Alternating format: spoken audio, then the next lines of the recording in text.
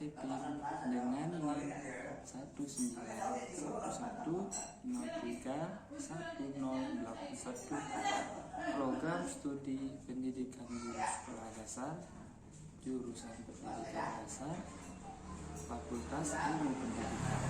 Saya dari mahasiswa Udiksa, Universitas Pendidikan Ganesa.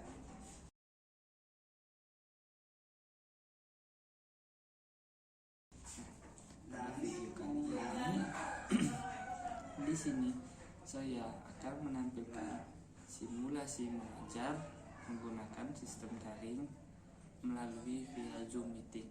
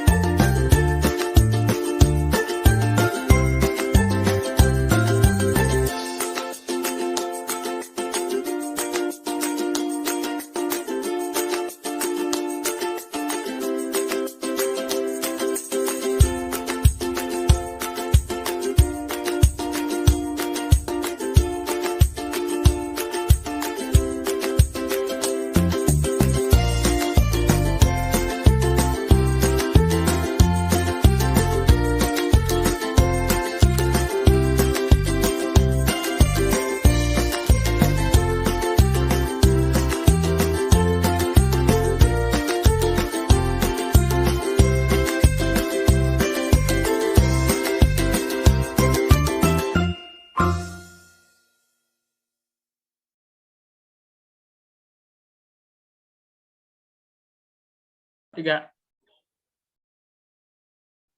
Selamat pagi anak-anak. Bagaimana kabar kalian hari ini? Sehat, Pak. Bagus. Nah, pada masa pandemi ini, Bapak tidak bosan-bosan untuk menghimbau kepada anak-anak sekalian agar mematuhi protokol kesehatan. Nah, sebelum kita melakukan pembelajaran, alangkah baiknya kita memulai doa terlebih dahulu. Doa Bapak pimpin langsung. Berdoa, mulai.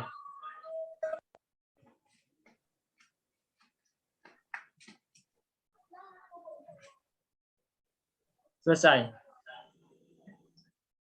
Anak-anak, apakah kalian sudah melakukan absensi di Classroom?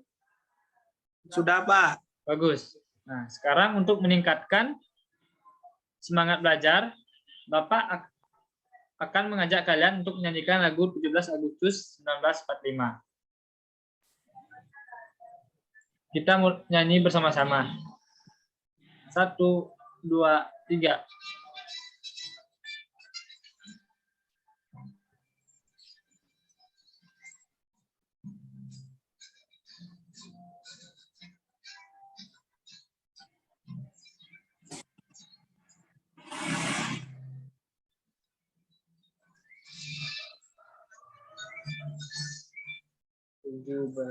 Tahun 45. Agustus tahun Hari 45. kemerdekaan kita. Hari kemerdekaan kita. Hari merdeka nusa dan bangsa. Hari lahirnya bangsa Indonesia. Merdeka. Merdeka tetap Merdeka. selama hayat masih Masih kandung di badan. kandung badan. Kita tetap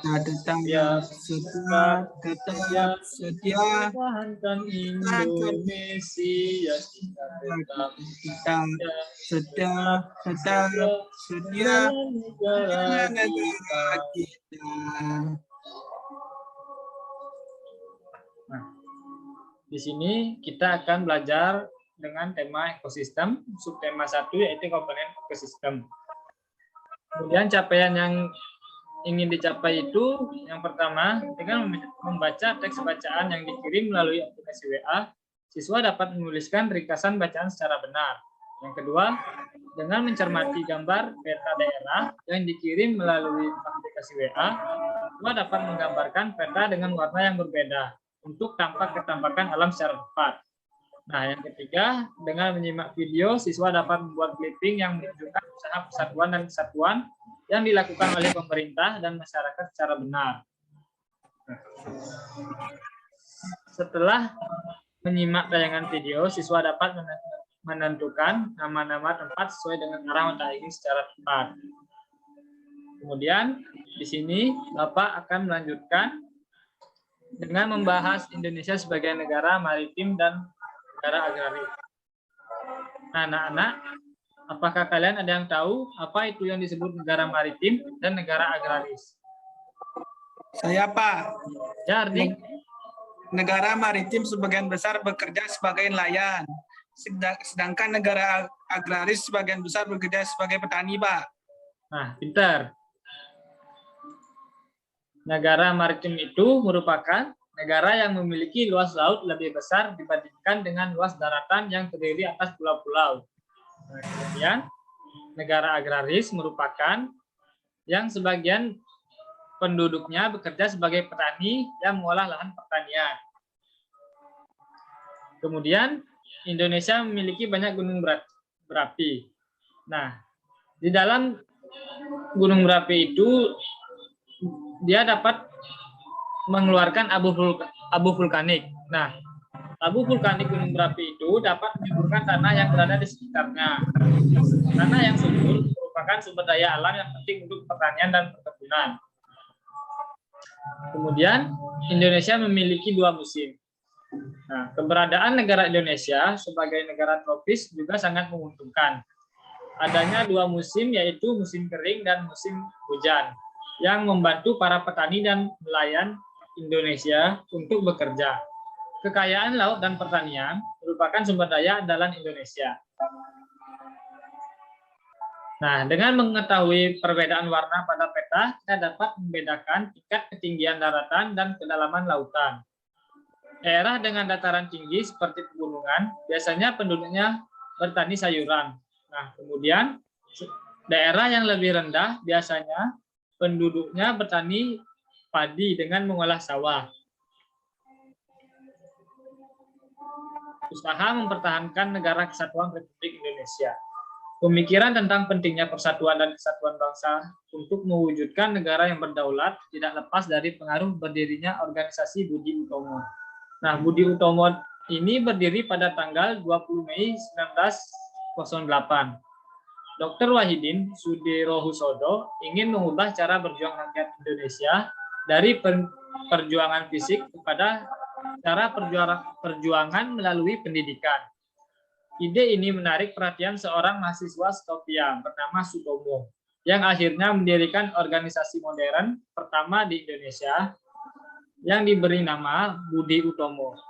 Perjuangan Dr. Wahidin Sudirohusodo dan Dr. Sutomo adalah berusaha membangkitkan kesadaran masyarakat Indonesia kala itu terhadap pentingnya persatuan dan kesatuan bangsa tanpa perlu mempersalahkan perbedaan agama dan suku.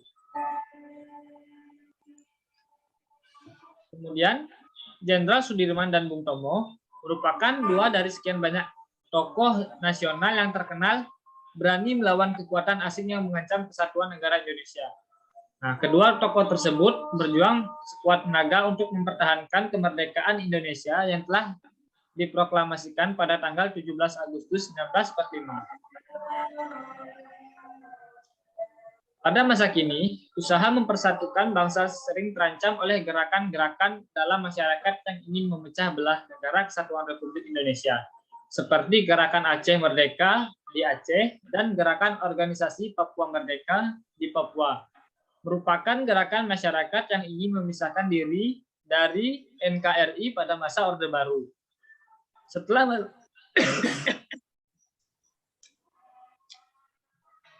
Setelah masa Orde Baru selesai, digantikan oleh masa reformasi. Para pemimpin nasional pada masa itu berusaha keras melakukan perundingan untuk meredam aksi perpecahan tersebut.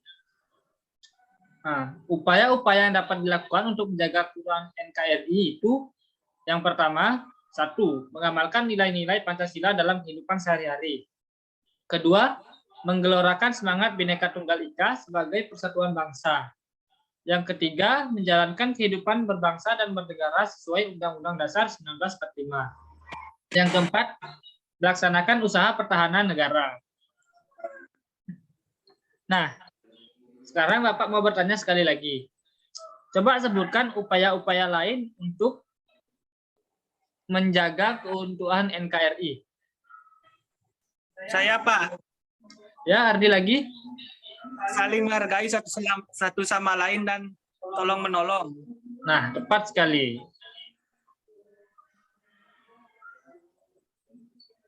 Nah,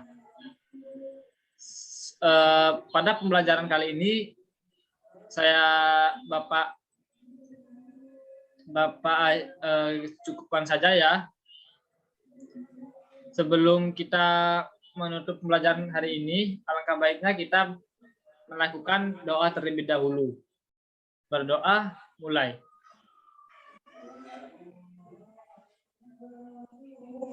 Selesai.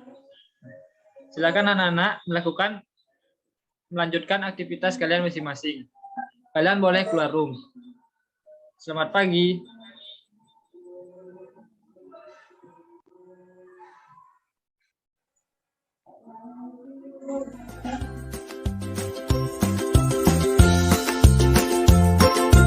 Thank you.